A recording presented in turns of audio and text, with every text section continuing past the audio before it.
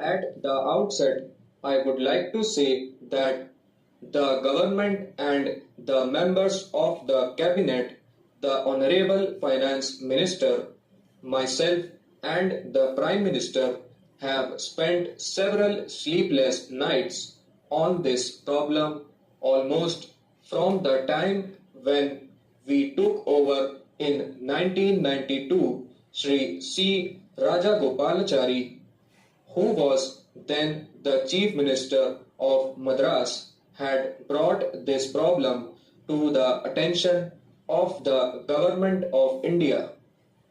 It was he who suggested that as a shortcut to solving the problem of the handloom industry, the area of reservation might be increased and saris and dhotis might be reserved for handlooms.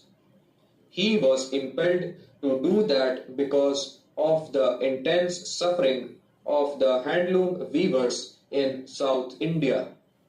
The Madras state, as it then was, retained the largest number of handloom weavers. There is no point in our saying today that millions of families are suffering or in our evaluating them in terms of numbers for the reasons that our statistics are all wrong. But there is no denying that the quantum of human beings dependent on the handloom industry is a very appreciable number. It does not matter whether the total number of handlooms is 28 lakhs or 16 lakhs in 2002. So we need not quarrel about the numbers affected. If there are 16 lakhs of looms and there are 80 lakhs of people starving, there are a number of people who starve because of these unfortunate weavers not getting any work, and all that follows is no income, no food, starvation, and the misery multiplies.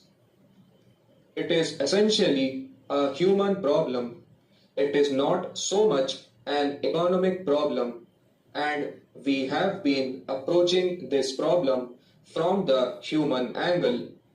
It is no question of there being any dispute in regard to what should be done for our unfortunate countrymen who are dependent for their sustenance on a particular type of living, on a particular type of economic activity which basically is unstable.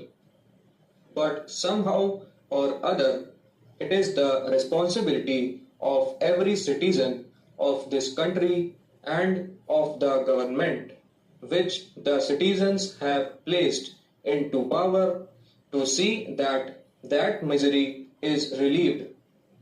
All the disputes that we had amongst ourselves, Mr. Raja Gopalachari and the members of the central cabinet have been in regard to the methods that have to be adopted, whether an outright reservation would help Madras.